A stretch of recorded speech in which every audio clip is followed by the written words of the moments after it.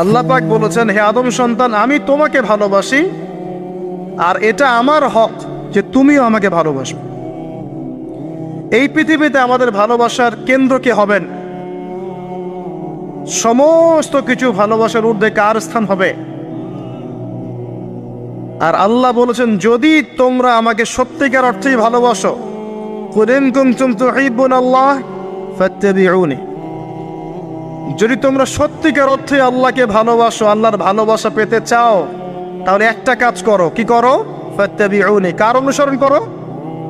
মুহাম্মদুর রাসূলুল্লাহ সাল্লাল্লাহু আলাইহি ওয়াসাল্লাম। আপনি আর আমি আমাদের জীবনের প্রতিটা কাজ যদি মুহাম্মদ সাল্লাল্লাহু আলাইহি ওয়াসাল্লামের তরিকা মতো করি, আপনি প্রমাণ করে দিবেন, হে আল্লাহ, আমি তোমাকে ভালোবাসি, এবং আপনিও আল্লাহর ভালোবাসা পাবেন ইনশাআল্লাহ।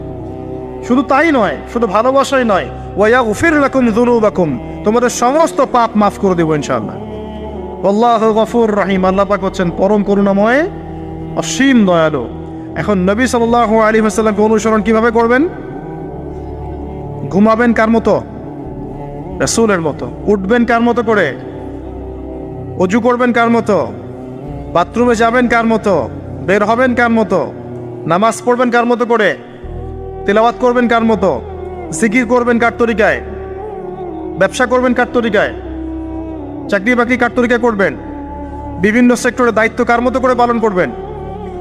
একজনই আপনার উসওয়াতুল হাসানাহ, লাকাদ কানা লাকুম ফি রাসূলিল্লাহি উসওয়াতুল হাসানাহ। একজনকে আল্লাহ পাক রোল মডেল করেছেন। একজনকে কি করেছেন? Role model. তাকে ফলো করলেই ইনশাআল্লাহ আপনি জান্নাতে চলে যাবেন। আর এটা কি শুধু জীবনের একটা ক্ষেত্রে করবেন, না সমস্ত ক্ষেত্রে করবেন? আল্লাহ তৌফিক দান করুন। আর নবী সাল্লাল্লাহু আলাইহি ওয়াসাল্লামকে যারা ভালোবাসেন তাদেরকে আপনি ভালোবাসবেন।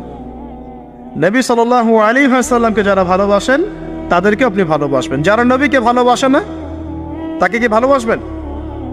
ভালোবাসার মানদণ্ড কি হবে? আল্লাহর জন্য ভালোবাসবো, আল্লাহর জন্যই ঘৃণা করব। এটা আল্লাহর জন্য কাছে আসা, আল্লাহর জন্যই দূরে যাওয়া।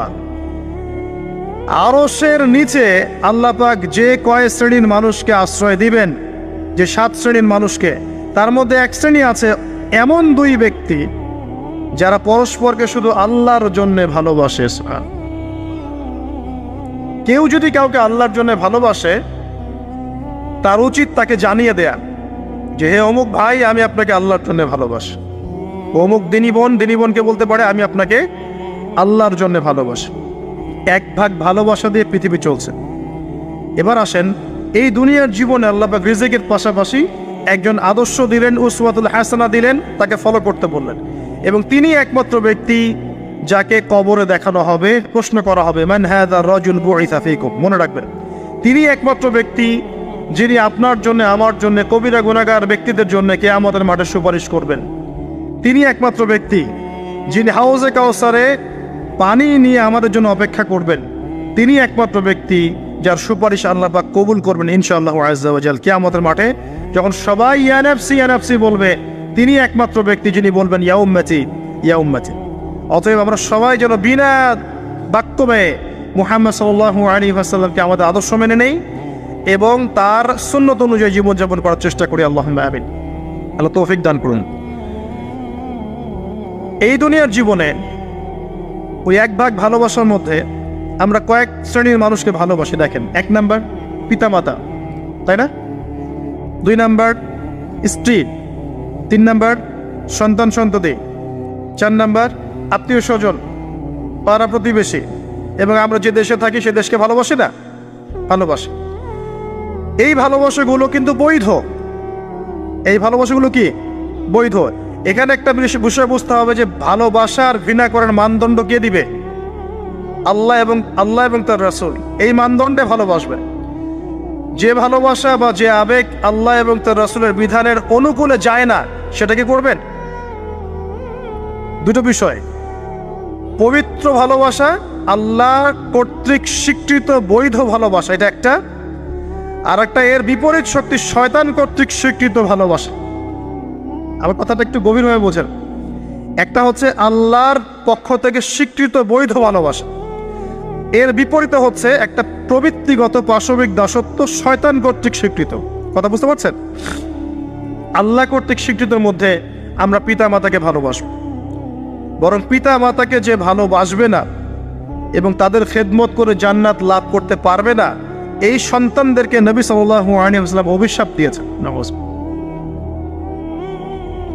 মায়ের সাথেই জান্নাত জড়িত আছে, পিতার সন্তুষ্টির সাথেই সন্তানের ফয়সালা জড়িত আছে। তো পিতা মাতাকে যে বৃদ্ধ অবস্থায় পেল, তাদের খেদমত করে জান্নাত লাভ করতে পারলো না, এদের জন্য ধ্বংস। নবী সাল্লাল্লাহু আলাইহি ওয়াসাল্লাম বলেছেন আমিন। আমরা এখন একটা সমস্যা দেখতে পারি, অনেক পিতা মাতা এসে অভিযোগ করে সন্তান খোঁজ খবর নেয় না, সন্তান ভালোবাসে না, সন্তান হক আদায় করে না। মনে রাখবেন, একজন পিতার একদিনের আত্মত্যাগ আর একজন মায়ের শুধু প্রসব বেদনা, এর হক সারা জীবন তাদের খেদমত করে আমরা শোধ করতে পারবো না। পিঠের চামড়া তুলে পাপোশ বানালেও মা বাবার ঋণ কখনো শোধ হবে না। হবে? কোন সন্তানরা এমন করছে? যেই সন্তানদেরকে পিতা মাতারা আল্লাহকে চেনায় নেই, যেই সন্তানদেরকে পিতা মাতা রাসূলকে চেনায় নাই, কোরআনকে চেনায় নাই, হাদিসকে চেনায় নাই, এই বাচ্চারাই কিন্তু এই কাজগুলো করছে। অতএব এখানে পিতা মাতারও একটা দোষ আছে। সন্তান সন্ততিকে মানুষ করতে হতো আল্লাহ এবং তার রাসূলের আদর্শে মানুষ করতে হতো। যখন আমরা এই আদর্শে মানুষ না করে পশ্চিম আদর্শে মানুষ করেছি, আপনার পিতা আপনার সন্তান তো আপনার খোঁজ নিবে না, স্বাভাবিক। এখানে উভয় পক্ষেই সমস্যা আছে। আমরা রিকোয়েস্ট করবো পিতা মাতাদেরকে সন্তান সন্ততিদেরকে মানুষ করেন নবী সাল্লাল্লাহু আলাইহি ওয়াসাল্লামের সুন্নাহ মোতাবেক। এবং আমাদের যে জেনারেশন আমরা আছি, যারা যুবক আছি, আমাদের উচিত হবে এটা মনে রাখা যে আমরাও একদিন পিতামাতা হব। আজকে আমরা যা করছি আমাদের পিতামাতার সাথে, কালকে আমাদের সন্তানরাও কিন্তু আমাদের সাথে এটাই করবে, মনে রাখবেন। অতএব পিতামাতার হক আদায় করুন আল্লাহ এবং তার রাসূলের পরেই আপনার পিতামাতার হক। ওয়া কাদা রাব্বুকা আল্লা তা'বুদা ইল্লা ইয়্যাহু ওয়া বিল ওয়ালিদাইনি ইহসানা ইম্মা ইয়াবলুগান্না ইনদাকা আল-কিবরা আহাদুহুমা আও কিলাহুমা ফালা তাকুল লাহুমা উফফিন ওয়া লা তানহারহুমা ওয়া কুল লাহুমা قولا كريما واحفظ لهما جناح الذل من الرحمة وقل رب ارحمهما كما ربياني صغيرا। এই দোয়াটা আমরা সবাই বেশি বেশি করব, আল্লাহ পাক তৌফিক দান করুন। এই ভালোবাসা বৈধ নয় কি? এটা বৈধ ভালোবাসা নয়? এই ভালোবাসলে আপনি নেকি পাবেন, আল্লাহ সন্তুষ্টি পাবেন ইনশাআল্লাহ। এবার আসেন সন্তানদেরকে ভালোবাসা, এটা বৈধ নয়? সন্তানদেরকে যদি এই উদ্দেশ্যে ভালোবাসি যে এই সন্তানরা বড় হয়ে আল্লাহর পথের দায়ী হবে, আলেম হবে, দ্বীনের খেদমত করবে, মানুষের কল্যাণ করবে, সুনাগরিক হবে, ভালো মানুষ হবে, এই সন্তান আমার জন্য সদকায়ে জারিয়ার মাধ্যম হবে না? হবে ইনশাআল্লাহ। এই সন্তানকে মানুষ করতে গিয়ে ভালোবাসা বৈধ, এর জন্য আপনি নেকি পাবেন ইনশাআল্লাহ তাআলা। বোনকে ভালোবাসেন না? বোনের ইজ্জত সম্মানের জন্য জীবন দিতে প্রস্তুত হন না? এটা ভালোবাসা বৈধ নয় কি? বৈধ। মেয়েকে ভালোবাসেন না? মেয়ের ভালোবাসার জন্যে মেয়ে একটা কিছু চেয়েছে, আপনার সামর্থ্য না থাকলেও বেতনের টাকা জমিয়ে হলেও তাকে দেন না? এটা ভালোবাসা বৈধ নয়? নবী সাল্লাল্লাহু আলাইহি ওয়াসাল্লাম তার মেয়ে ফাতিমা রাদিয়াল্লাহু আনহাকে ভালোবাসতেন না? কলিজার টুকরা ছিলেন না? তিনি তার স্ত্রীদেরকে ভালোবাসতেন না? স্ত্রীর সাথে স্ত্রীর কোলে মাথা রেখে কোরআন তেলাওয়াত করতেন যখন স্ত্রী হায়েজ অবস্থায় আছে। স্ত্রীর সাথে দৌড় প্রতিযোগিতা করেছেন, স্ত্রীর সাথে চাঁদ দেখেছেন। যেখানে স্ত্রী কামড় দিয়েছে ওই গোষ্ঠের টুকরা সেখানে তিনি কামড় দিয়েছেন। নবী করিম সাল্লাল্লাহু আলাইহি ওয়াসাল্লাম স্ত্রীদেরকে ভালোবাসেন নাই? এটাও সুন্নাহ, এটার জন্য নেকি পাবেন। সন্তানদেরকে ভালোবাসলে নেকি পাবেন। কোরআনে এবং হাদিসে অনেক দলিল আছে। কিন্তু ওই যে নূহ আলাইহিস সালামের কথা মনে আছে? তার সন্তান যে কাফের অবস্থায় ডুবে মরল, মনে আছে? তারপরেও আল্লাহর কাছে দোয়া করছেন, আল্লাহ আমার পরিবারটাকে মাফ করে দাও। আল্লাহ পাক ধমক দিয়ে বলছেন, লাইসা মিন আহলিক, সে তোমার পরিবারের কেউ না। আম কুনতুম শুহাদা ইয হাদারা ইয়াকুব আল মাউত, ইয়াকুব আলাইহিস সালামের কথা মনে আছে? যখন তিনি মারা যাচ্ছেন, তিনি বলছেন সন্তানদেরকে ডেকে, মা তা'বুদুনা মিন বা'দি, আমার পরে কার ইবাদত করবে তোমরা? সন্তানকে ভালোবাসার নিদর্শন নয় এগুলা? লুকমান হাকিম তার সন্তানকে বোঝাচ্ছেন, ইয়া বুনাই লা তুশরিক বিল্লাহ, শিরিক করো না, শিরিক সবচেয়ে বড় জুলুম। নামাজ কায়েম করো, সৎ কাজের আদেশ করো, অসৎ কাজে নিষেধ করো। সন্তানকে ভালোবাসা নয়? ইউসুফ আলাইহিস সালামের পিতা সন্তানকে ভালোবাসতেন না? আমরা তো সূরা ইউসুফকে মনে করি ইউসুফ জুলাইখার গল্প, তাই না? এটা ইউসুফ আর জুলাইখার প্রেম কাহিনী নয়। সূরা ইউসুফ সূরা ইউসুফ তার পিতার সাথে তার ছেলের প্রেম কাহিনী। ভালো করে সূরা ইউসুফ বোঝেন। সূরা ইউসুফ পিতার সাথে সন্তানের মহব্বতের কাহিনী। ভালো করে পড়তে শেখেন আর বুঝতে শেখেন। যখন তিনি কাঁদতে কাঁদতে অন্ধ হয়ে গেছেন ছেলের জন্যে, ইয়াকুব আলাইহিস সালাম কাঁদতে কাঁদতে ছেলের জন্য অন্ধ হয়ে গেছেন, প্রায় চোখ নষ্ট হয়ে গেছে। ইউসুফ আলাইহিস সালাম তার একটা রুমাল বা কাপড়ের টুকরা পাঠালেন হাদিয়া, মনে আছে? মনে আছে? আসছে কাপড়, আর তার বাবা যোজন যোজন দূর থেকে বলছেন যে আমি ইউসুফের গন্ধ পাচ্ছি এখান থেকে। কি ভালোবাসা না? কোরআনে অনেক। মূসা আলাইহিস সালামের মা, আল্লাহ পাক বললেন মূসা আলাইহিস সালামকে ভাসিয়ে দিতে, বাচ্চা মূসা ভাষাতে, সিন্ধুকে ভাষাতে তার হৃদয়টা ব্যাকুল হয়ে যাচ্ছে। আল্লাহ পাক তার কলবটা শান্ত করলেন, ওয়াহি করলেন, ভাসিয়ে দাও। ওই বাচ্চাকে তুলে নিল ফেরাউনের স্ত্রী, সেখানে লালিত পালিত হতে থাকলো সন্তান। মূসা আলাইহিস সালামের বোন পিছু পিছু ধাওয়া করলো, তারপরে বলল আমি কি এমন কারো খবর দিব যে এই বাচ্চাকে দুধ পান করাবে? পরে এই বাচ্চাকে তার মায়ের কাছে আল্লাহ পাক ফিরিয়ে দিলেন, দেখছেন? এবং যখন একটা কি জানি, ওয়ারাজআনাকা ইলা উম্মিক কাই তাকাররা আইনুহা ওয়ালা তাহজান, এটা আমি মূসা তোমাকে ফিরিয়ে দিয়েছিলাম তোমার মায়ের কাছে, যাতে তোমার মা তোমাকে পেয়ে তার চক্ষু শীতল করতে পারে। ভালোবাসা না? কোরআন হাদিস ঘাটতে থাকেন, দেখেন বৈধ ভালোবাসার কত নিদর্শন আছে, এবং এগুলো বৈধ, এগুলোতে আপনি নেকি পাবেন। বাবার প্রতি ভালোবাসা, সন্তানের প্রতি ভালোবাসা, আপনার স্ত্রী সন্তানের প্রতি ভালোবাসা, আপনার স্ত্রীর প্রতি, আপনার প্রতিবেশীর প্রতি আত্মীয়তার হক রক্ষা করলে, আপনি দেশের খেদমত করলে, জাতিকে ভালোবাসতে আপনি নেকি পাবেন, কল্যাণে কাজ করলে নেকি পাবেন ইনশাআল্লাহ। এবার এর বিপরীতে শয়তান, শোনেন এই জায়গাটা একটু ভালো করে বোঝেন, এটা লাস্ট অংশ। এর বিপরীতে শয়তান চেয়েছে কি, যাতে করে আদম সন্তানদেরকে জাহান্নামে নিয়ে যেতে পারে। এই জন্য পবিত্র ডিভাইন বৈধ ভালোবাসার বিপরীতে সে কিছু প্রবৃত্তিগত চাওয়া দিয়েছে আপনাকে, প্রবৃত্তিগত আবেগ, কিছু অনুভূতি, কিছু পাশবিক দাসত্ব দিয়েছে। যদি আপনি এই অবৈধ পথে পা বাড়ান, তাহলে এই ভালোবাসাগুলোর বিনিময়ে কোনো নেকি তো হবেই না, বরং আপনার জাহান্নামের ফয়সালা হয়ে যাবে। নাউজুবিল্লাহ। শয়তান দুরকম, মানুষ শয়তান, জিন শয়তান। এর পাশাপাশি আছে শেষ জামানার সবচেয়ে বড় ফিতনা মাসিহুদ দাজ্জাল এবং তার অনুসারীরা। সবকিছু মিলে তারা আপনার সামনে কয়েকটা টোপ দিয়ে দিয়েছে। এক নাম্বার, আপনাকে দিয়েছে দুনিয়ার প্রতি ভালোবাসা। এক নাম্বার, দুনিয়ার প্রতি ভালোবাসা। যে দুনিয়াকে ভালোবাসবে সে হালাক হয়ে যাবে। যার কলবের মধ্যে দুনিয়ার প্রতি আসক্তি আর ভালোবাসা আছে, সে কখনো 100% মন দিয়ে আল্লাহর ইবাদত করতে পারবে না। এক নাম্বার, বেঁচে থাকতে হবে কি থেকে? দুনিয়ার প্রতি আসক্তি ভালোবাসা থেকে। এটা এক নাম্বার। দুই নাম্বার, অর্থ সম্পদ এগুলোর প্রতি ভালোবাসা, মোহ। আলহাকুমুত তাকাসুর হাত্তা যুরতুমুল মাকাবির কাল্লা সাউফা তা'লামুন সুম্মা কাল্লা সাউফা তা'লামুন। সূরাটা তো আমার চেয়ে আপনারা ভালো জানেন। শেষে কি আছে? সুম্মা লা তুসআলুন্না ইয়াওমাইযিন আনিন নাঈম। যে টাকা পয়সার প্রতি ভালোবাসা শয়তান ঢুকিয়েছে। আরো ঢুকিয়েছে শয়তান মাদকের প্রতি ভালোবাসা, মাদকের প্রতি আসক্তি, ভালো লাগে মাদক খেতে, একটা ভালোবাসা কাজ করে। ঢুকিয়েছে মিউজিকের প্রতি ভালোবাসা, হারাম মিউজিকের প্রতি ভালোবাসা, ভালো লাগে, মন নাকি শান্ত হয়।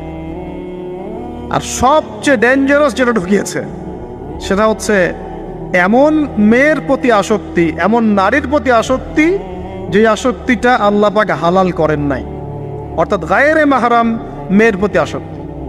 এটা এক নাম্বার, কারণ আল্লাহ পাক সূরা আলে ইমরানে বলেছেন যুয়্যিনা লিন-নাস হুব্বুশ শাহাওয়াতি মিনান নিসা।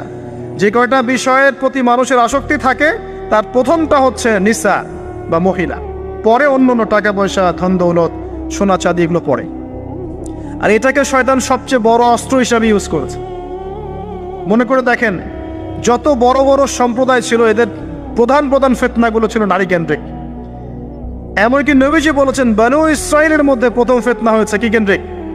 নারী কেন্দ্রিক। আর আমি আমার উম্মতের মধ্যে নারীর চেয়ে বড় কোনো ভয়ঙ্কর ফিতনা ছেড়ে যাচ্ছি না। শয়তান এই কয়েকটা ফিতনা, আপনার দুনিয়ার আসক্তি, টাকা পয়সা, ভোগ বিলাস, বাড়ি গাড়ি, ব্যাংক ব্যালেন্স, স্ট্যাটাস, ক্ষমতার ভালোবাসা, আপনার মাদকের ভালোবাসা, গান বাজনার প্রতি ভালোবাসা, অশ্লীলতা, বেহায়াপনা, জেনা আর হারাম রিলেশনশিপ, এগুলোর প্রতি শয়তান আসক্তি সৃষ্টি করেছে। এটা হচ্ছে ভালোবাসা নয়, এটা হচ্ছে পাশবিক প্রবৃত্তিগত একটা দাসত্ব। আমার কথা কি বোঝা যায়? ল্যাঙ্গুয়েজ একটু ডিফিকাল্ট মনে হয়। এটা কিন্তু বৈধ ভালোবাসা নয়, যে ভালোবাসলে আপনি নেকি পাচ্ছেন। দুনিয়ার প্রতি আসক্তি থাকলে নেকি পাবেন, পিতা মাতাকে ভালোবাসলে নেকি পাবেন। টাকা পয়সা, ব্যাংক ব্যালেন্স, বাড়ি গাড়ির প্রতি আসক্তি, মোহ থাকলে নেকি পাবেন, ফিতনায় পড়ে যাবেন। কিন্তু আপনি সন্তানকে ভালোবাসলে নেকি পাবেন। একটা হারাম মেয়েকে ভালোবাসলে নেকি পাবেন, আপনি স্ত্রীকে ভালোবাসলে নেকি পাবেন। স্ত্রীর মুখে ভাত তুলে দিলে নেকি পাবেন, স্ত্রীর মুখে খাবার তুলে দিলে নেকি পাবেন, তার দিকে তাকালে আপনি নেকি পাবেন, তাকে আদর করলে নেকি পাবেন, তার সাথে অন্তরঙ্গ সময় কাটালে আপনি নেকি পাবেন। আপনি মাদক, এই যে গান বাজনা, পর্নোগ্রাফি, মানে ক্ষমতার দাপট, এই বিষয়গুলোকে ভালোবাসলে নেকি পাবেন, নাকি মায়ের সেবা করলে নেকি পাবেন? বৈধ ভালোবাসা, অবৈধ আসক্তি। এখন এই অবৈধ আসক্তিগুলোর মধ্যে একটা হচ্ছে হারাম মেয়েদের প্রতি ভালোবাসা, যেটা এখন এই মুসলিম সমাজের মহামারী বলা যায়। অন্য পয়েন্টসগুলো আজকে আমি বলার সময় পাচ্ছি না। এগুলো নিয়ে অনেকদিন বলেওছি, ইনশাল্লাহ আগামীতে বলবো। দুনিয়া, মাদক, অন্যান্য বিষয়গুলো পরে টাচ করবো ইনশাল্লাহ। আজকে যে বিষয়টা নিয়ে কথা বলার বেশি দরকার, যেহেতু আগামীতে একটা সময় আসছে যখন এই বিষয়টাকে নিয়ে মানুষ বেশি পাপে লিপ্ত হবে, এই জন্য বলছি। এটা হচ্ছে হারাম ভালোবাসা, আল্লাহ পাক বৈধ করেননি। এমনকি কথা বলার সময় আল্লাহ পাক বলেছেন একজন গায়রে মাহরাম মেয়ে যেন পর্দার আড়াল থেকে কথা বলে, কিছু চাইতে হলে যেন পর্দার আড়াল থেকে চায়, এবং গলার ভয়েসটা যেন কর্কশ হয়। আল্লাহর লিমিটেশনগুলো দেখেন আর বাস্তবতা দেখেন। আল্লাহ পাকের লিমিটেশন হচ্ছে এরকম যে একজন মেয়ে যে আমার স্ত্রী নয়, তার সাথে আপনি ফোনে কথা বলতে পারবেন না, প্রেমালাপ করতে পারবেন না, আপনি তার দিকে কামনার দৃষ্টিতে তাকাতে পারবেন না, আপনি তাকে স্পর্শ করতে পারবেন না, তার সাথে নির্জনে কোথাও সময় কাটাতে পারবেন না। আল্লাহর বাইন্ডিংসগুলো দেখেন। একজন নারীর সাথে ফোনে কথা বললেই কিন্তু সেক্সুয়াল সম্পর্ক হয় না, হয়। একজন গায়রে মাহরাম মেয়ের সাথে যদি আপনি বসে কফি খান, তাহলে কিন্তু যৌন সম্পর্ক স্থাপিত হয়নি, এখন হয়। তারপরেও আল্লাহ রাব্বুল আলামিন বলছেন ওয়ালা তাকরাবু জিনা, এটার নাম আল্লাহ দিয়েছেন জিনা, আর বলছেন করো না এমনটা নয়, বরং ধার কাছেও যেও না। মানে একটা সীমারেখা দেয়া আছে, একটা মাঠ, এর চারপাশে একটা বাউন্ডারি দেয়া আছে। বাউন্ডারি পর্যন্ত আল্লাহ বলছেন মাঠে ঢুকো না, এমনটা বলছেন না। আল্লাহ বলছেন মাঠের বাউন্ডারির কাছেও যেও না। কথা বুঝতে পারছেন? ফল খেও না, না ওয়ালা তাকরাবা হাদিহিশ শাজারা, এই গাছটার কাছেও যেও না। মিলাতে পারছি? আমি বুঝাতে পারছি? আদম এবং হাওয়া আলাইহিস সালাম এই গাছের ফল খেও না, এমন কথা ছিল না। কথা ছিল এই গাছের কাছেও যেও না। একই কথা আল্লাহ বলছেন জেনা করো না নয়, ওয়ালা তাকরাবু জিনা, জিনার কাছেও যেও না। এখন এটা হচ্ছে আল্লাহর নিষেধাজ্ঞার একটা বাইন্ডিংস, লস, একটা পিলার, একটা বাউন্ডারি। আর আপনি বাস্তবতা দেখবেন ভিন্ন, যে গায়রে মাহরাম ছেলে মেয়ে এরা অ্যাডাল্ট, এদের যৌন চাহিদা আছে, সেক্সুয়াল চাহিদা আছে, একে অপরের সাথে কোনো মাহরামের সম্পর্ক নাই।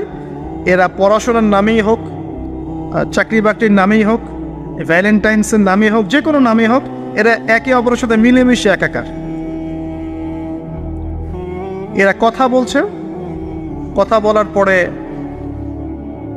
আরও কাছে যাচ্ছে, ভালোবাসার প্রণয় বিনিময় করছে, এক পর্যায়ে কফি খাচ্ছে, ডেটিংয়ে যাচ্ছে, ঘুরছে ফিরছে। এই করতে করতে করতে এক পর্যায়ে তারা হারাম জেনায় লিপ্ত হয়ে গেল, বিছানায় চলে গেল। এই সম্পর্কের পর দেখা যায় সম্পর্ক ব্রেকআপ, শেষ। এবং এই ঘটনাগুলোর নাম দিচ্ছি আমরা কাছে আসার গল্প। কার কাছে?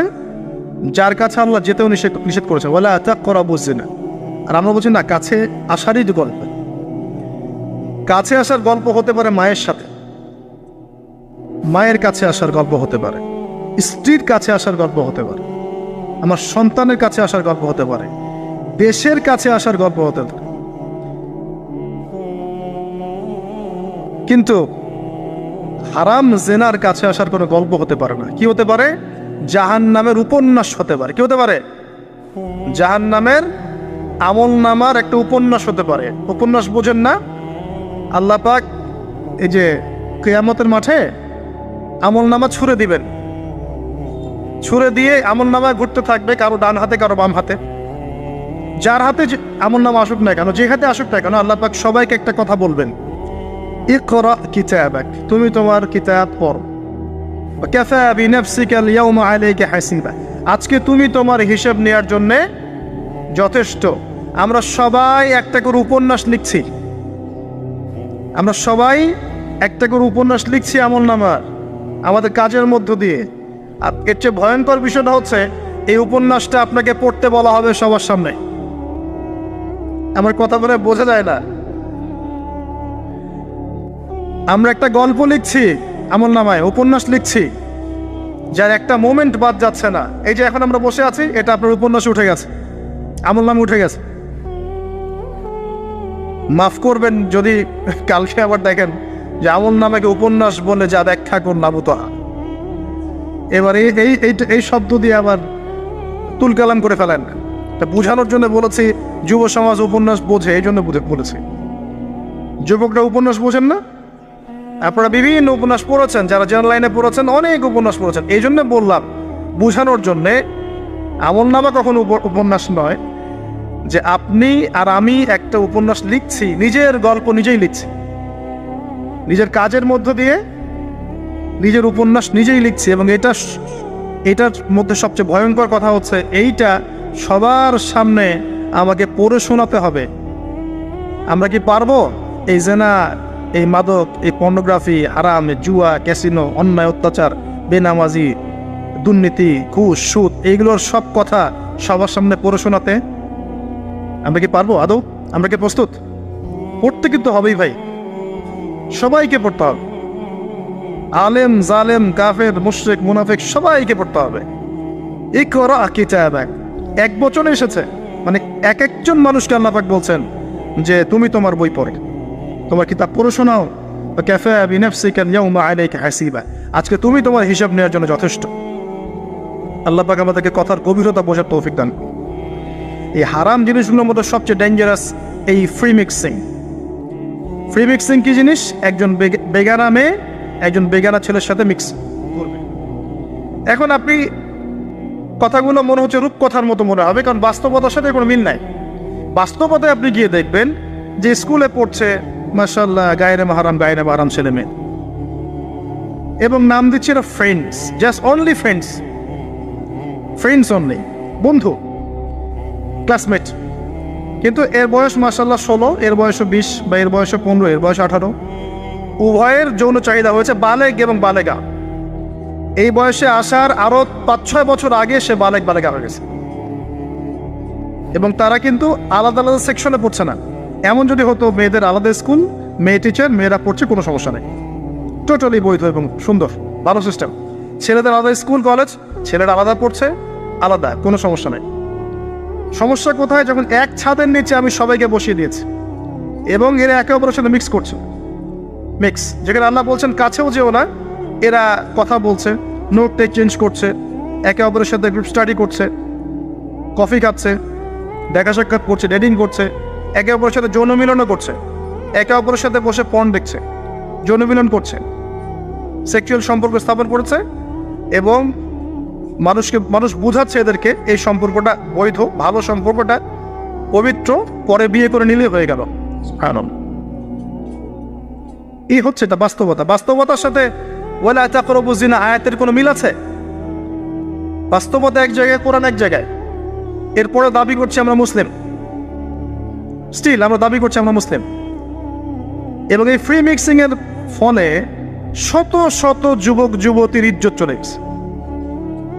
শত শত না, সংখ্যাটা সহস্র লক্ষ হবে, আরও বেশি হতে পারে, আল্লাহু আ'লাম। এগুলো তো প্রকাশ্য, গোপনে যে কত কি হচ্ছে আপনি তো জানেন না।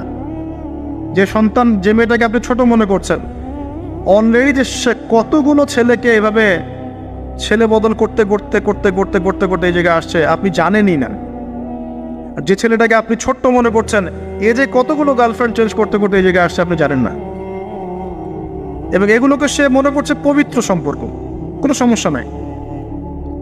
কোনো কোনো ক্ষেত্রে দেখা যায় হিন্দু মুসলিম তারাও প্রেম করছে, বন্ধু বান্ধব, এবং তার কনসেপ্টটা হচ্ছে এমন যে সমস্যা নাই, পরে বিয়ে করে নিব,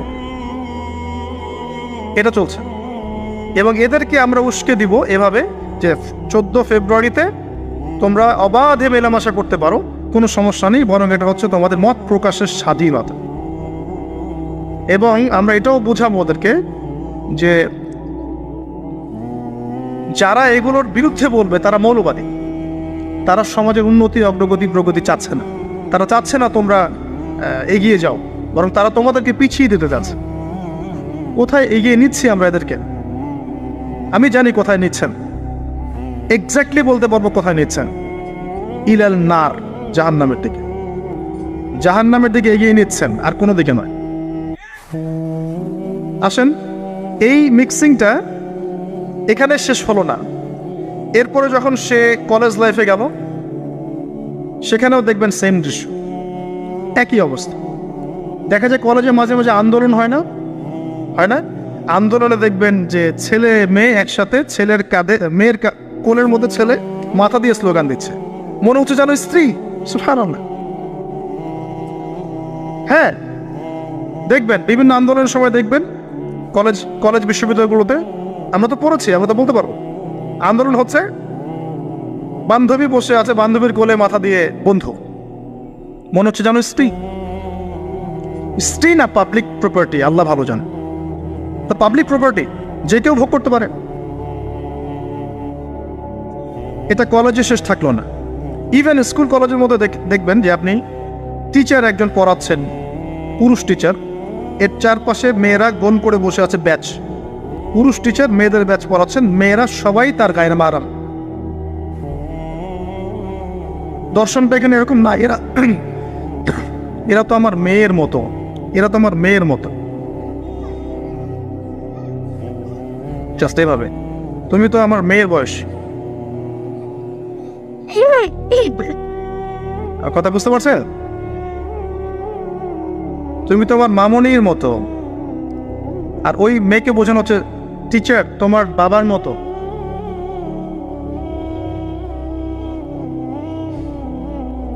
একটা পুরুষ টিচার, চারপাশে মহিলা, মেয়েরা বসে আছে, সবাই অ্যাডাল্ট, সবার সাথে তার বিয়ে জায়েজ, সবার সাথে তার বিয়ে শরীয়ত সম্মতভাবে জায়েজ। তারপরে একটা ফিলোসফি দর্শন ঢুকিয়ে দিয়ে তুমি তোমার মেয়ের মতো, অহরহ মেয়েদের ইজ্জত হারাচ্ছে, অহরহ। আপনারা সেকুলার পত্রিকাগুলো এবং মিডিয়াগুলো ঘাঁটতে থাকেন, দেখেন কি পরিমাণে ছাত্রীদেরকে টিজিংটা বেড়েছে, কি পরিমাণে বেড়েছে।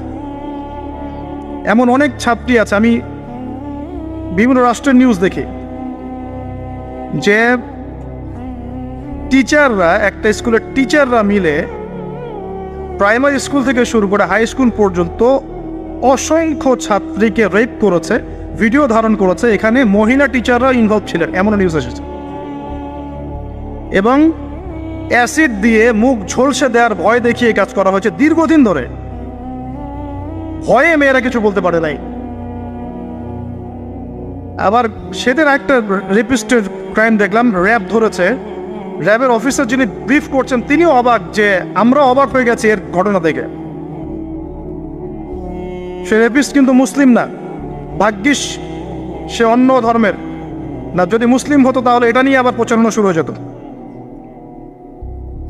আমি তার ধর্মের নাম বলবো না, আমি জানি তার ধর্ম এটা শিক্ষা দেয়, যেভাবে ইসলাম এটা শিক্ষা দেয় না, অন্য ধর্ম এটা শিক্ষা দেয়। সে কি করেছে, রেপ করার পরে মেয়ে যেন গর্ভবতী না হয়, সে সেভাবে তার শারীরিক একটা মেডিকেল ট্রিটমেন্ট করিয়েছে, আমি জানি না, আসলে আমি এইসব বিষয়ে খুব একটা ভালো জানি না। এমন এমন এমন কিছু পদ্ধতি এখন নাকি বের হয়েছে যে যৌন সম্পর্ক স্থাপন করলেও কনসেপ্ট করবে না, ছেলে তার মধ্যে সেটা করিয়েছে, যাতে সে গণহারে রেপ করতে পারে একটার পর একটা, কেউ প্রেগনেন্ট না হয়। র্যাবের অফিসার ব্রিফ করছেন, দেখেন ভিডিও, ফ্রি মিক্সিং। যেখানে যাবেন, কলেজে আপনি যাবেন, আবার দেখবেন কখনো কখনো যে ছেলেদের ব্যাচ পড়াচ্ছে মহিলা টিচার, ছেলেদের ব্যাচ মহিলা টিচার। তুমি তোমার ছেলের মতো, আর তাকে শেখানো হচ্ছে যে সে তো তার মায়ের মতো। আবার আমাদের ঢাকা শহর অত্যাধুনিক যে প্রতিষ্ঠানগুলো আছে এখানে গিয়ে দেখবেন যে ফর্মাল ড্রেসে মিস ক্লাস নিচ্ছে, formal dress, shirt pant tie. আবার বিভিন্ন জায়গায় গিয়ে দেখবেন মহিলারা এভাবে শার্ট প্যান্ট গেঞ্জি জিন্স পরে ঘুরে বেড়াচ্ছে, শপিং মলসে, এয়ারপোর্টে, ওইখানে এইখানে সব জায়গায় চারপাশে। এটা তো ফ্রি মিক্সিংয়ের সাথে আরেকটা পাপ হলো কি, নবী সাল্লাল্লাহু আলাইহি ওয়াসাল্লাম বলেছিলেন যে শেষ জামানে এক শ্রেণী মেয়ে বের হবে যারা কাপড় পরেও নগ্ন থাকবে। এরা সেই ক্যাটাগরির যাদের ব্যাপারে আল্লাহ রাসূল বলেছেন তারা জান্নাতে যাবেও না, জান্নাতের গন্ধও পাবে না। শুধু ফ্রি মিক্সিংটাই সমস্যা না, এবং এটা শুধু স্কুল এবং কলেজে সীমাবদ্ধ নেই, চাকরির ক্ষেত্রেও দেখবেন সেই অফিসের বসের হাতে অনেক মেয়ে নির্যাতিত হয়েছে, বেতন বেশি দেওয়ার কথা বলে, প্রমোশন দেওয়ার কথা বলে। আর মেয়েরা তো একটু অবলা জাতি হয়, তারা একটু অবলা হয় না, তাদেরকে একটু মায়া মহব্বত বেশি থাকে, ইমোশনটা বেশি থাকে, তারা খুব বেশি কনভিন্স হয়ে যেতে পারে।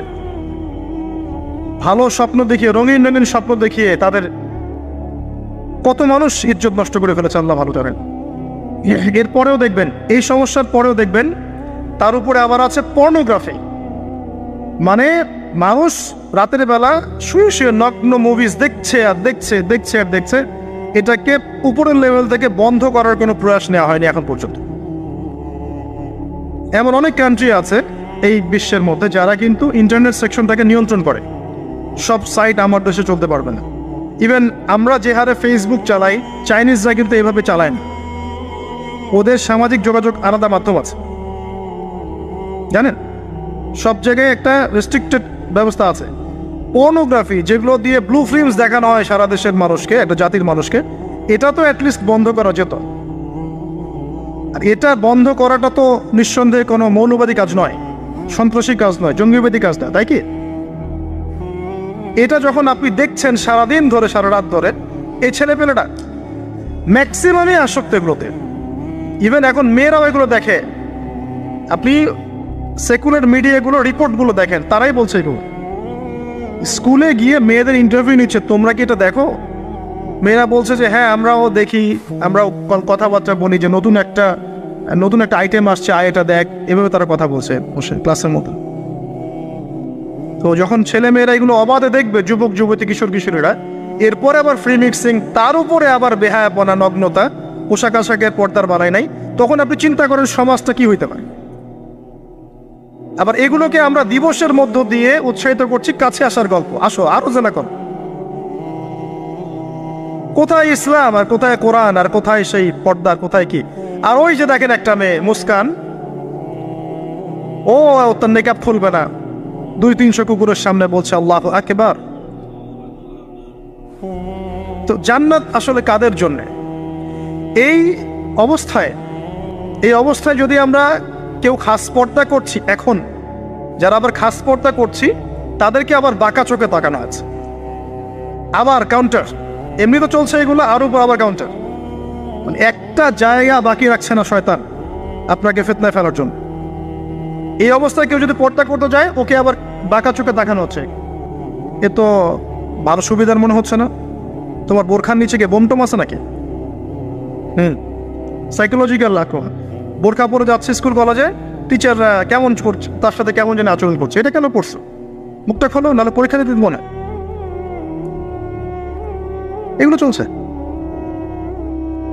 এরপরেও আরও আছে বিভিন্ন beauty contest, media, movies, cinema, এইসবের মধ্য দিয়ে ঘরে ঘরে ঢুকিয়ে দিয়েছি যে এই ফ্রি মিক্সিং, বেহায়াপনা, নগ্নতা, এটাই প্রগতি, এটাই উন্নতি, এটা অগ্রগতি।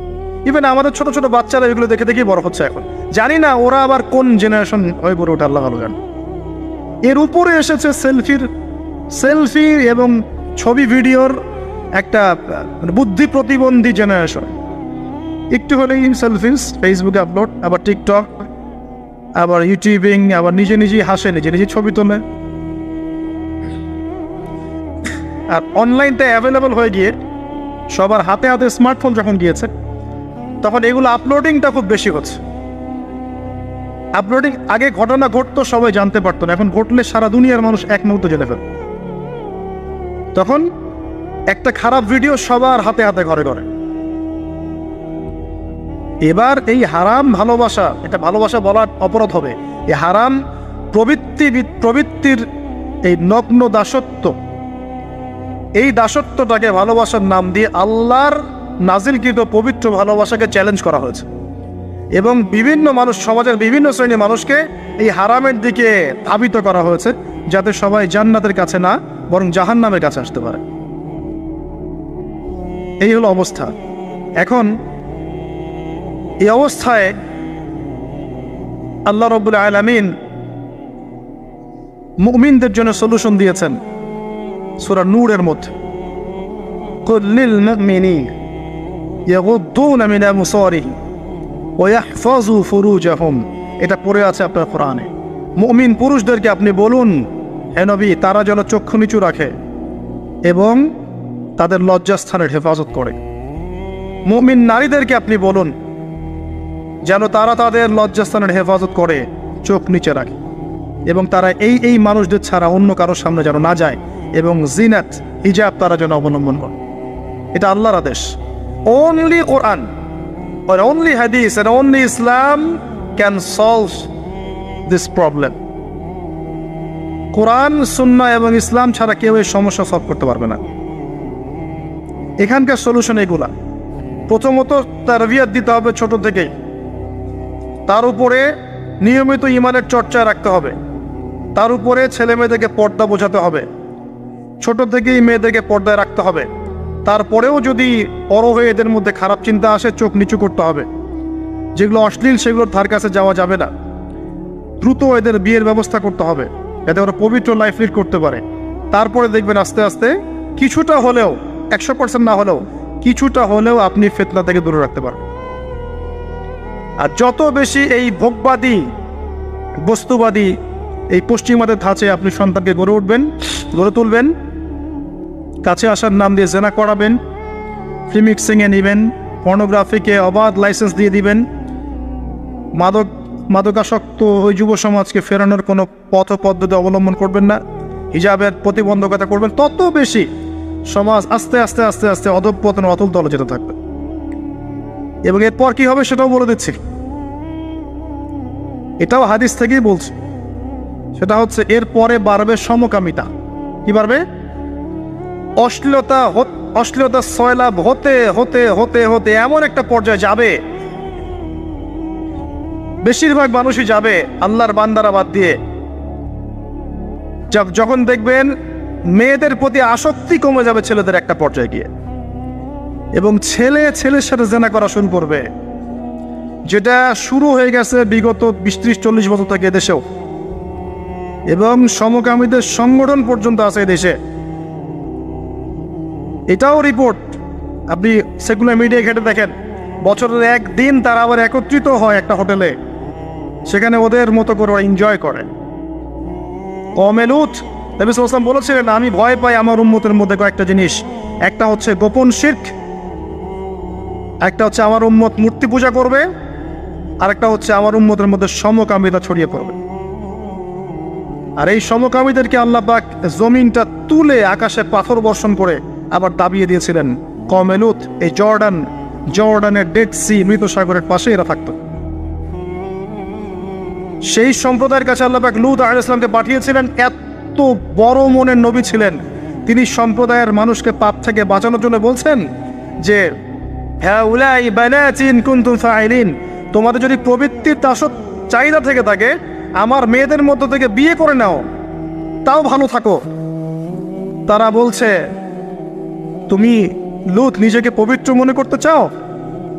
তুমি তো জানো যে আমরা কি চাচ্ছি।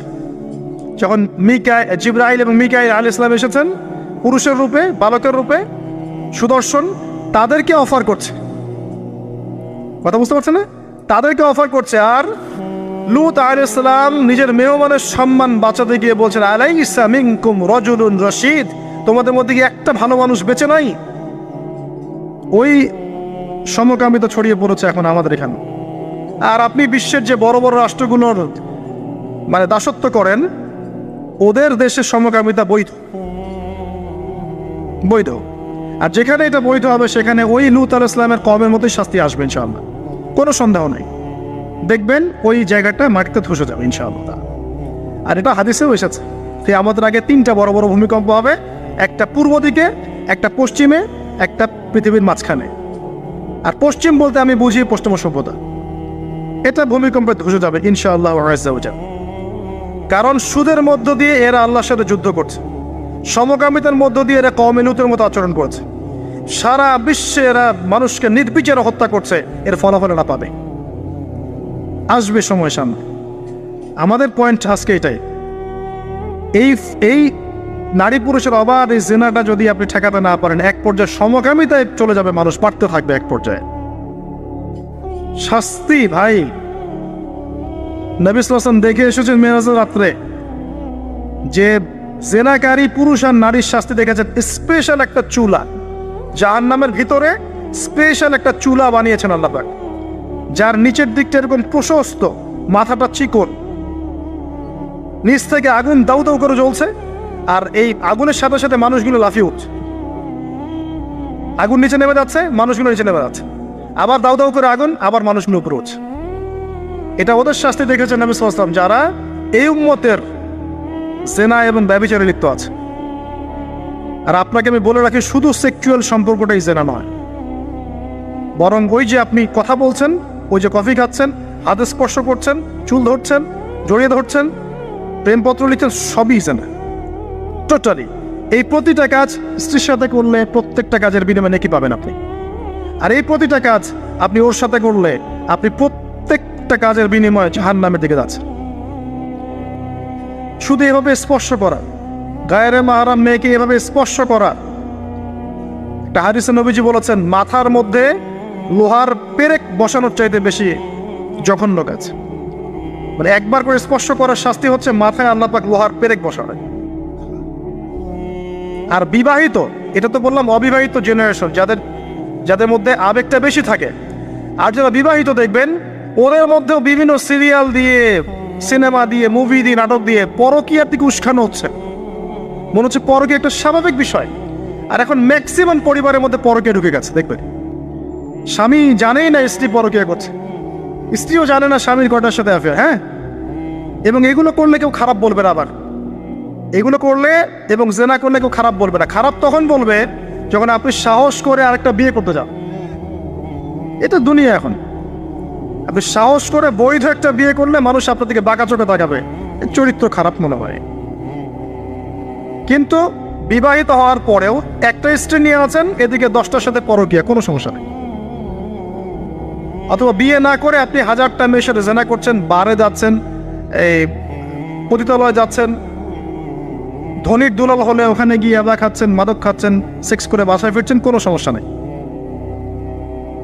কিন্তু আপনি যদি বলেন বাবা আমার বিয়েটা একটু তাড়াতাড়ি দিন, আমার চাহিদা আছে, আমার বয়স হয়েছে, 20-25 হয়ে গেছে, আমাকে বিয়ে দিন। এখন কিসের বয়স তোমার বিয়ে কর? আগে 30-35 হোক, নিজের পায়ে দাঁড়াও আগে। ও নিজের পায়ে দাঁড়াতে দাঁড়াতেই ও জাহান্নামের পায়ে দাঁড়িয়ে গেছে। এদিকে নিজের মেয়েদের চাহিদা আরো আগে শুরু হয়। এবং তারা তো মুখ ফুটে সব বলতে পারে না, বাট তাদের চাহিদা আমার হচ্ছে বেশি আছে। আপনি যেভাবে একটা মেয়েকে দেখে প্রলুব্ধ হন, একটা মেয়েও আপনাকে দেখে প্রলুব্ধ হয়। তারা বলতে পারে না, ভিতরে ভিতরে পাপ করতে পারে। আর ওদের ব্রেনটাকে ওয়াশ করে দিয়ে বিভিন্ন সিরিয়াল দিয়ে, বিউটি কন্টেস্ট দিয়ে, নাটক দিয়ে, মুভিজ দিয়ে, পর্নোগ্রাফি দিয়ে, ছেলেদের সংস্পর্শ দিয়ে আমরা ওদেরকেও জেনা টেনে টেনে আসতে চাই নাই, টেনে হিস্ট্রে জেনার কাছে নিয়ে আসছে। আসবি না মানে আয়, এটাই উন্নতি, এটাই অগ্রগতি, এটাই প্রগতি, আয় আসবি না কেন? এভাবে সমাজের কাঠামোটা নষ্ট হয়ে গেছে, পরিবারগুলো ভেঙে যাচ্ছে। আর এরপরে দেখবেন ডিভোর্স, ওই যে বাচ্চা কাচ্চা যেগুলো আছে এগুলো মা ছাড়া বাপ ছাড়া মানুষ হবে। আর যখন একটা পরিবারের সন্তানরা আদর ভালোবাসা মহব্বতের পরিবেশ পাবে না, এরা বড় হয়ে জঙ্গি হবে, এরা বড় হয়ে সন্ত্রাসী হবে, ওরা বিক্ষিপ্ত মাথার হয়ে উঠবে, মানসিকভাবে একদম টোটালি ফেড আপ। এই হচ্ছে অবস্থা। পরে সমকামিতা বাড়বে, সমকামিতা দিন দিন বাড়ছে। বিশ্বাস করেন এটা এমন একটা আযাব, আল্লাহ পাক এমন সব রোগ ব্যাধি দিবেন। হাদিস এসেছে যখন একটা কম অশ্লীলতায় লিপ্ত হয়, হারাম সম্পর্কে লিপ্ত হয়, জেনায় বেশি বেশি লিপ্ত হয়, সমকামিতায় লিপ্ত হয়, ওখানে এমন সব রোগের উদ্ভব হবে যেগুলো আগে ছিল না। আপনি শুধু মাস্ক পরিয়ে কোভিড নিয়ন্ত্রণ করতে পারবেন না, অশ্লীলতা কমাতে হবে সমাজ থেকে, তারপরে আপনি ভালো বেটার ফলাফল পাবেন ইনশাআল্লাহ তাআলা, স্থায়ী ফলাফল পাবেন ইনশাআল্লাহ। শুধু বাহ্যিক সবকিছু না, অভ্যন্তরীণ আধ্যাত্মিক অনেক কিছু আছে, এগুলো দেখতে হবে। আল্লাহ নূর দিয়ে আল্লাহ পাক বোঝার তৌফিক দান করুন। সমকামিতার পরে কি হবে সেটাও শুনে রাখেন, এটাও হাদিস থেকে বলছে। এটা বলতে আমার রুচি কুলাচ্ছে না, কিন্তু এটাও হবে যে এই উম্মতের মানুষরা এত খারাপ পর্যায়ে পৌঁছাবে যে পশু পাখির সাথে, পশু প্রাণীর সাথেও তারা জেনা করবে। এবং এর আগে একটা ধাপ আমি ভুলে গেছি। সমকামিতার আগে একটা ধাপ আছে, যখন মেয়েদেরকে এভাবে উন্মুক্ত করে দিবেন, মেয়েদের প্রতি আকর্ষণ কমার পরে বাচ্চাদের প্রতি আকর্ষণ আসবে। বাচ্চাদের প্রতি, এটা এমন একটা যুগে বাস করছে আমরা যে যারা মেয়ের বাবা আমাদের ভয় লাগে কার কোলে বাচ্চাকে তুলে দিচ্ছে। এত বিশাল পরিমাণে বাচ্চাদেরকে এখন ধর্ষণ করা হয়, আপনি কল্পনা করতে পারবেন না। স্কুলে, ইভেন অনেক ক্ষেত্রে মাদ্রাসাতে হয়েছে, অনেক ক্ষেত্রে মাদ্রাসায় ঘটনা ঘটেছে, বাচ্চাদেরকে ধর্ষণ করা হয়েছে। যে বাচ্চা বোঝেই না দুনিয়া কি জিনিস, ভালোবাসা কি জিনিস, যৌনতা কি, কিছু বোঝেই না, এরকম বাচ্চাকে পর্যন্ত ধর্ষণ করা হয়েছে। ডে বাই ডে বাচ্চাদের অ্যাবিউজিংটা বাড়ছে। খেয়াল করে দেখেন, পড়াশোনা করেন, খোঁজখবর নেন, দেখেন বাচ্চাদের প্রতি সেক্সুয়াল অ্যাবিউশন এবং যৌন নির্যাতন বেড়েছে, প্রচুর বেড়েছে, এবং দিন দিন এটা বাড়বে। যত বেশি আপনি এগুলো উন্মুক্ত করবেন, প্রিমিক্সিং করবেন, পর্নোগ্রাফি উন্মুক্ত করবেন, এইসব কাছে আসার গল্প, এইসব দিবস পালন করবেন, তত বেশি এগুলো হবে ইনশাআল্লাহ। এবং লিসেন টু মি, আপনি মনে করছেন আপনি সেফ, আপনি একা খুব ভালো মানুষ, কোশ্চেন কেন নয়। এই ফিতনা আপনার ঘরের দরজায় না আসলে আমার নাম বদলে ফেলবো ইনশাআল্লাহ। এই ফিতনা আপনার ঘরের দরজায়ও যাবে, আমার ঘরের দরজায় আসবে। যদি আপনি আমি সচেতন না হই, আমাদের ঘরেও এটা আসবে। একটা পরিবারও বাকি থাকবে না, বাকি নাইও একটা পরিবারও, এগুলো আমাদের ঘর দুয়ার পর্যন্ত আসবে। একজন যুবক, সাইকোলজিক্যালি মানুষকে আঘাত করা যায়। একজন যুবক এসে বলেছিল, ইয়া রাসূলুল্লাহ, আমার ইসলামের সবকিছুই ভালো লাগে, কিন্তু আমি জেনা করতে চাই, এটা আমার ভালো লাগে, আমাকে অনুমতি দেন। নবী করিম সাল্লাল্লাহু আলাইহি ওয়াসাল্লাম বলেছিলেন সাইকোলজিক্যাল আঘাত। দেখেন, তিনি বলেছিলেন, তোমার মায়ের সাথে কেউ এরকম করলে তোমার কেমন লাগবে? তুমি কি পছন্দ করবে? তোমার বোনের সাথে কেউ যদি রেপ করে তুমি কি পছন্দ করবে? তোমার সন্তানকে, তোমার খালাকে, তোমার মামিকে একটা একটা করে বলতে আছেন, তুমি কি পছন্দ করবে? এই আঘাত সেই যুবকের হৃদয়টা ক্ষতবিক্ষত করে ফেলবে। তিনি বললেন, না ইয়া রাসূলুল্লাহ, আমি তো কখন পছন্দ করবো। নবীজি বললেন, তুমি যাদের সাথে এগুলো করতে চাচ্ছ তারাও কারো না কারো মা, কারো না কারো বোন, কারো না কারো স্ত্রী, কারো না কারো সন্তান, কারো না কারো মেয়ে। তিনি হাত বুলালেন, হাত বুলিয়ে দোয়া করলেন, আল্লাহ তুমি এই যুবকের হৃদয়টা পবিত্র করে দাও। এরপরে এই যুবক কোনোদিনও কোনো গায়রে মারা মেয়ের দিকে চোখ তুলে তাকায় নাই। এখন সার কথা হচ্ছে, অ্যাজ এ মুসলিম, যেহেতু এটা খ্রিস্টানদের উৎসব, উইকিপিডিয়ায় ঘেটে দেখেন, এটা খ্রিস্টানদের ধর্মের সাথে সম্পৃক্ত একটা উৎসব। তারা কি করবে, বুদ্ধিস্টরা কি করবে, অন্য ধর্মের মানুষরা কি করবে, সেটা আমাদের দেখার দরকার। কিন্তু অ্যাজ এ মুসলিম ফ্যামিলি, আমরা যেন আমাদের সন্ততিদেরকে এই দিনে বাসা থেকে বের হতেও না দেই, এবং এই দিন উপলক্ষে যত পণ্যের ছাড় আসবে কোনো পণ্য কিনবেন না, টোটালি ইকোনমিক্যালি বয়কট করে দেবেন। এর পিছনে শুধু জেনা উস্কিয়ে দেয়াই উদ্দেশ্য ছিল না, উদ্দেশ্য ব্যবসাও ছিল, এর পিছনে ব্যবসা ও বিজনেস উদ্দেশ্য ছিল। আর এদের চরিত্র আল্লাহ পাক উন্মুক্ত করেছেন সূরা নূরের মধ্যে। আল্লাহ বলছেন, শোনেন, লিসেন টু মি, ইন্নাল্লাযীনা ইউহিব্বুনা আন তাশিআল ফাহিশাতু ফিল্লাযীনা আমানু লাহুম আযাবুন আলীম ফিদ দুনিয়া ওয়াল আখিরাহ ওয়াল্লাহু ইয়া'লামু ওয়া আনতুম লা তা'লামুন। নিশ্চয়ই যারা পছন্দ করে, ভালোবাসে, মানে ওরাও ভালোবাসে, নিশ্চয়ই যারা ভালোবাসে যে মুমিনদের মধ্যে অশ্লীলতা, বেহায়াপনা, ফাহিশাত ছড়িয়ে পড়ুক, তাদের জন্য যন্ত্রণাদায়ক শাস্তি আছে এই দুনিয়া এবং পরকালে। আর এরা কারা? ওয়াল্লাহু আ'লামু ওয়া আনতুম লা তা'লামুন। আল্লাহ ভালো জানেন, তোমরা সেটা জানো না। আল্লাহ বলছেন, ইয়া আইয়ুহাল্লাযীনা আমানু, হে মুমিনগণ, লা তাত্তাবিউ খুতুওয়াতিশ শাইতান, এই শয়তানদের ইত্তেবা করো না, এই জিনা মানুষ শয়তানদের ইত্তেবা করো না। কারণ যে ব্যক্তি তার ইত্তেবা করবে, ওয়া মান ইয়াত্তাবিউ খুতুওয়াতিশ শাইতান ফাইন্নাহু ইয়া'মুরু বিল ফাহশাই ওয়াল মুনকার, যে ব্যক্তি শয়তানের ইত্তেবা করবে, শয়তান তাকে ফাহেশা কাজ এবং মুনকার কাজের দিকে নিয়ে যাবে, ধাবিত করবে। আল্লাহ পাক আরো বলেছেন যে ওয়ালাউলা ফাদলুল্লাহি আলাইকুম, যদি